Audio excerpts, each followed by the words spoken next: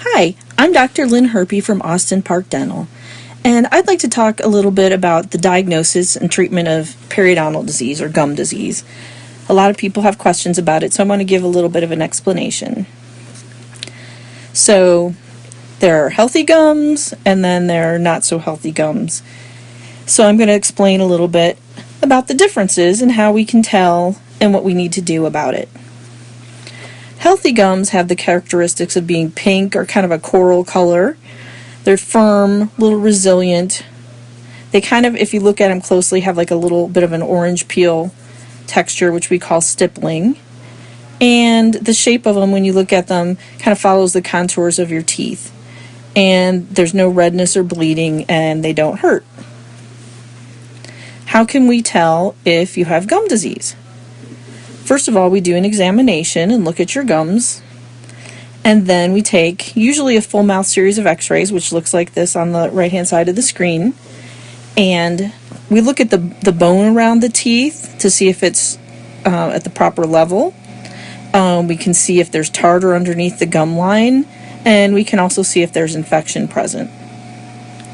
And one of the things that usually the dental hygienist will do is she measures your periodontal pockets.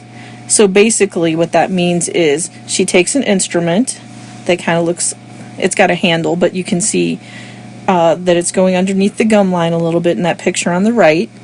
And we kind of slip it in between the tooth and the gums, and we measure how far down that instrument goes into the, in that space between the tooth and the gums.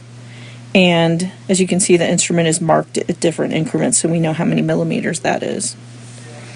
So those are the ways we determine whether or not you have gum disease. There are different stages of gum disease or gingival health. We've got healthy. So when we look at the patient, the numbers on when we're going around your mouth making those measurements are generally 1 to 3 millimeters. It's not bleeding, it's not hurting, the gum tissue is pink and coral, and everything is scalloped. Then there's gingivitis, which just means inflammation of the gums. So those numbers when we're going around might be a little bit higher, but there isn't tartar underneath the gum line, and the bone around the tooth is at a nice healthy level and hasn't been changed. And then there's periodontal disease. So that can be mild, moderate, or advanced. So basically, when you're having your examination and the hygienist is going around with that instrument, you can kind of tell because she's going to be saying numbers that are 4 millimeters or above. She's going to be calling out to the assistant and putting in the computer areas of bleeding, sometimes recession, where, as you can see in that picture over on the right, where the contour of the gum tissue is going up and part of the roots of the tooth are exposed. And if there's infection, sometimes there's actually a little bit of drainage from an infection. So that's kind of how we classify things. So she's going to go around with that instrument, and usually about 6 places around your tooth. We do this periodically, always when you're a new patient.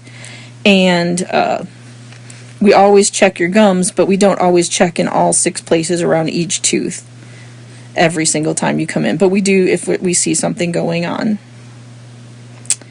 So as I explained, gingivitis, you can have increased measurements, but not bone loss. And gum disease is indicated by measurements of 4 millimeters, redness, bleeding, bone loss, and tartar or calculus underneath the gum line. So if we do determine that you have periodontal disease, what can be done about it? Well, first of all, prevention is the best medicine. And the way to prevent it is having regular examinations and cleanings every 6 months, because then if we start seeing early signs, we can bring it to your attention and help alleviate what's going on. And if you come in and there's a lot of tartar because maybe you haven't had a cleaning for years and years, say it's been 5 years since you had your last dental visit, you're basically 10 cleanings behind. So there might be a lot of tartar on your teeth. So we do what's called a debridement, which means removing the tartar that's up above the gum line, but it's making it so that we can't do an accurate examination because maybe the tartar's in the way of actually doing that probing. So we do this debridement first so that we can make a proper diagnosis. And then if we do determine that you have periodontal disease, we generally recommend scaling and root planing. And this is a procedure where the calculus is actually removed underneath the gum line.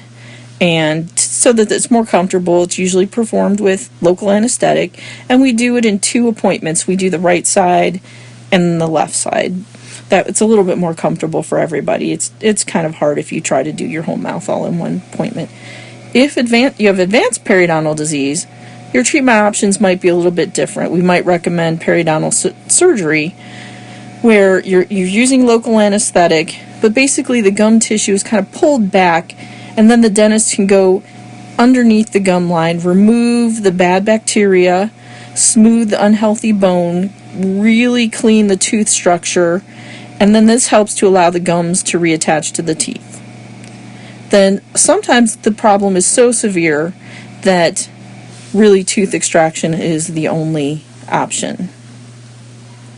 And that's usually because, one, there's an infection that we really can't fully resolve with antibiotics or periodontal surgery, and sometimes there's just no bone supporting the teeth. It just depends on when you come into the dentist and what stage your gums are in.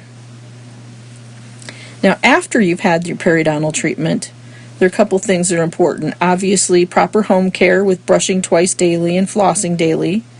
But also, you need to come to the dentist and have periodontal maintenance visits every 3 months and really stay on top of this.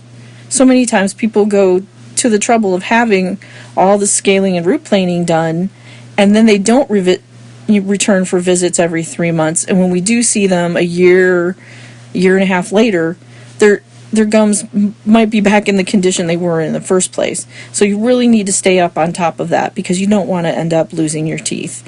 And at those visits, we do an examination every 6 months, and we take x-rays as needed, and we do measure your pocket depths again so we can really keep an eye on your condition. And I hope this helps kind of explain periodontal disease and how we treat it here at Austin Park Dental. If you have any questions, anybody at the office will be happy to explain things to you. They can answer your questions about insurance and the scheduling at the front desk, and then the hygienists and the doctors can explain gum disease and what treatment you need and why. So thank you very much.